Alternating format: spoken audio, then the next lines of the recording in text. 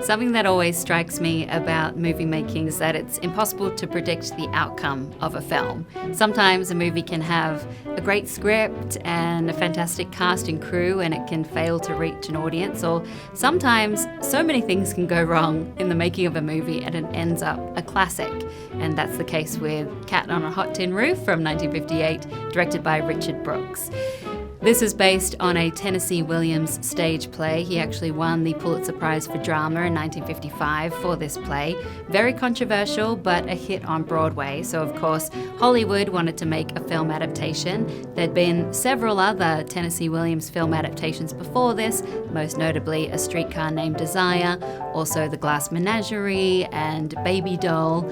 But this was a tricky concept to bring to the screen. It dealt with the taboo topics of homosexuality and family drama. It's a very tense play. So it took a long time to craft a screenplay that would end up being approved by the Hollywood censors. Richard Brooks worked on the screenplay with James Poe, and by the time they were ready to make it and it had been approved, their original lead had passed away. That was James Dean. James Dean was supposed to play Brick, the former football player turned alcoholic who is grieving over his friend Skipper's death and spurning the advances of his beautiful young wife Maggie. Now, the role of Brick ended up going to Paul Newman, and he had been a working actor for many years and was only just starting to show his true breadth of talent as an actor, and he is incredible in this role. It gave him his first Oscar nomination. I'm ashamed, Big Daddy. That's why I'm a drunk. When I'm drunk, I can stand myself. But it's always there in the morning, ain't it? The truth? In the role of Maggie, there's rumors that Grace Kelly was going to be cast, but she went off and became a princess, so the role went to Elizabeth Taylor. She had been proving herself as an actress in films like Raintree County and Giant. She'd been Oscar nominated for Raintree County, and she was encouraged by her then husband Mike Todd to start to establish herself more as a serious actress rather than just a beauty on screen. Mike Todd was receiving an award for being the showman of the year in New York. He wanted Elizabeth Taylor to come with him, but she was sick at the time and about to enter in production on Cat on a Hot Tin Roof. And sadly, Mike Todd's plane crashed and he died. Elizabeth Taylor was absolutely beside herself in grief, and it wasn't clear whether she was going to be able to complete her role as Maggie.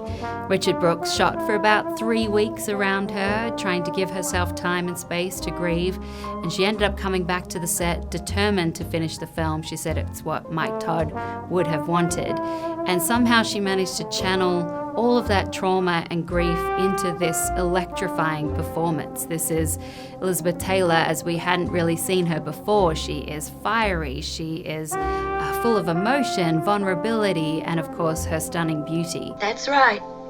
And that's your answer. Now go away, little girl. Stop that, you little no-neck monster!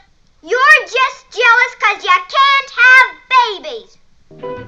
It earned her her second Oscar nomination and just increased her reputation as a highly skilled actress in Hollywood. And by the time the film was ready to be released, she was involved in a new relationship with Eddie Fisher, which of course had caused a lot of scandal and tabloid headlines because he had left his wife, Debbie Reynolds, to be with her. All of that publicity, though, helped the film, which was a huge success, nominated for 6 Oscars in total, including those Oscars for Paul Newman and Elizabeth Taylor, and also Best Director for Richard Brooks, Best Picture, and also Best Cinematography for William Daniels. It didn't end up winning any of those Oscars, though, but it's just incredible when you think about everything that could have gone wrong with this film and the fact that it ended up as such a classic. You know what I feel like?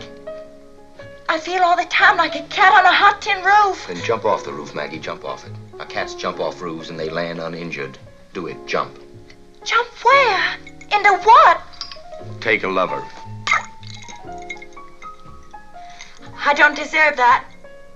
There were film critics that weren't happy with the way that Richard Brooks and James Poe had sanitized Tennessee Williams' story, and apparently Tennessee Williams as well wasn't very happy. Any explicit mentions of Brick and Skipper's relationship was taken out of the script, and now it's just implied. But still, it is a powerhouse of a film, simmering with tension and brilliant performances.